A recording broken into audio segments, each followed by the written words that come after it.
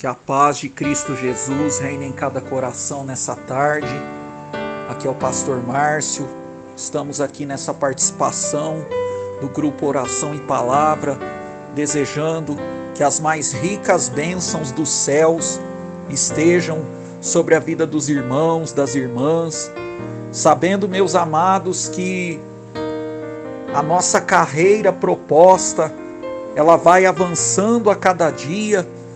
E meus queridos, quando nós falamos em oração, as nossas orações, grande parte delas são petições. Mas, queridos, afinal de contas, a oração, ela é apenas para uma petição, para a satisfação de uma necessidade? Digo que não, queridos. A oração também é um relacionamento com Deus. E na condição de um relacionamento, meus queridos, nós temos uma palavra bíblica em Oséias que me chama muito a atenção. Eu gostaria de partilhar com os irmãos no livro do profeta Oséias. Preste bastante atenção, eu estou aqui abrindo a minha Bíblia, no livro do profeta Oséias que era considerado como um profeta menor, né? Não pela questão de importância, mas sim pela questão, meus amados e queridos, que Oséias, ele teve um tempo profético menor do que outros profetas. E em Oséias capítulo 6 e versículo 3, na parte A, nos diz assim: conheçamos e prossigamos em conhecer ao Senhor. Olha só que palavra poderosa. É uma palavra que nos chama ao mesmo tempo a atenção em mantermos e cultivarmos um relacionamento próximo, um relacionamento contínuo na presença do Senhor. Interessante que o profeta Oséias, ele vai profetizar em um tempo muito crítico para a nação de Israel. E neste tempo crítico, muitos estavam afastados dos caminhos do Senhor, apostataram-se na fé, divorciaram-se de um verdadeiro compromisso com o Senhor, e muitos estavam procurando se relacionar com outros deuses, com outros entretenimentos que poderiam chamar a sua atenção. E esta palavra que eu trago nessa tarde, ela também tem a ver com as nossas orações. Pois as nossas orações, queridos, elas não são usadas apenas em um motivo emergencial, um motivo de socorro, de necessidade, mas as nossas orações, elas também devem ser movimentadas, porque na nossa alma deve haver um desejo de manter um relacionamento profundo e íntimo com o Senhor. E nesse apelo que nós podemos observar do profeta Oséias, ele fala sobre etapas e fases na carreira daquele que busca a Deus. Primeiro ele conhece, mas esta pessoa que conhece, ela passa a dar continuidade nesse conhecimento do Senhor. E conhecimento, meus queridos, eu poderia classificar de 3 formas. Primeiro, nós podemos falar de um conhecimento intelectual. O conhecimento intelectual, ele tem a sua importância, porém, ele não é o mais importante. Porque o conhecimento intelectual é aquele conhecimento que você acumula, mas de repente ele pode não te trazer assim determinados frutos. Por quê? Porque você não coloca aquele conhecimento em prática. E nesse conhecimento intelectual, nós ajuntamos informações, ideias. Porém, uma vez não colocadas em prática, essas informações e ideias, elas se tornam infrutíferas. Nós temos ainda um segundo tipo de conhecimento, que é o conhecimento pela experiência. Queridos, esse conhecimento, ele tem sim a sua determinada importância. Mas nem sempre, queridos, infelizmente, a experiência, ela se torna uma ponte para um conhecimento contínuo. E muitos cristãos, queridos, infelizmente, têm se fundamentado apenas no conhecimento da experiência. É claro que a experiência, ela enriquece. A experiência, ela acrescenta. A experiência, ela te capacita a um determinado nível.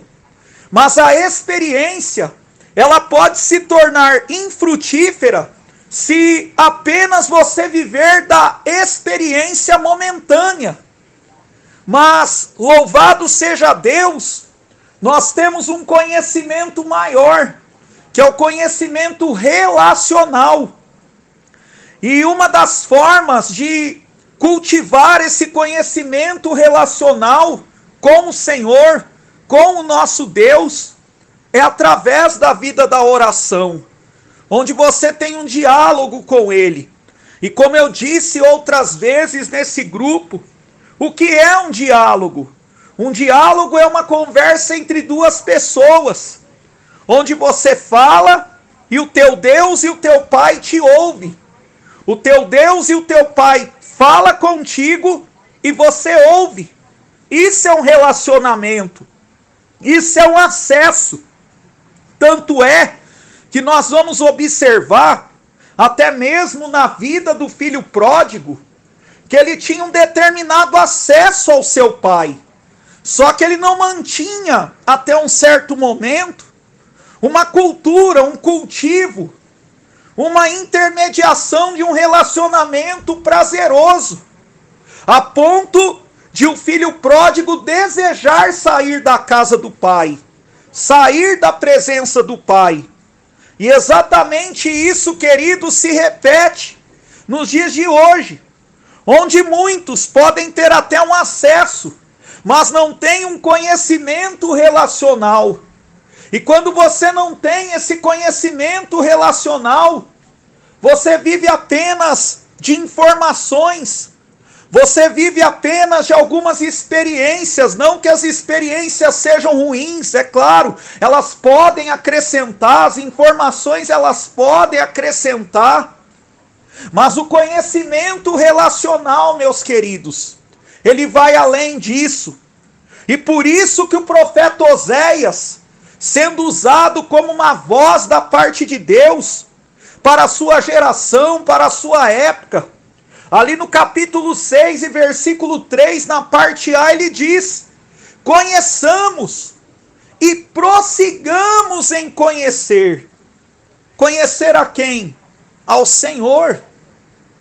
E isso é maravilhoso, porque isso se torna também uma fonte de sustentação para a nossa vida, para a nossa caminhada nesses dias tão difíceis, nesses dias tão conturbados. Sabendo, meus queridos, como eu disse anteriormente, ainda nessa fala, nessa mensagem, que uma das maneiras de se manter esse conhecimento relacional é através da vida de oração.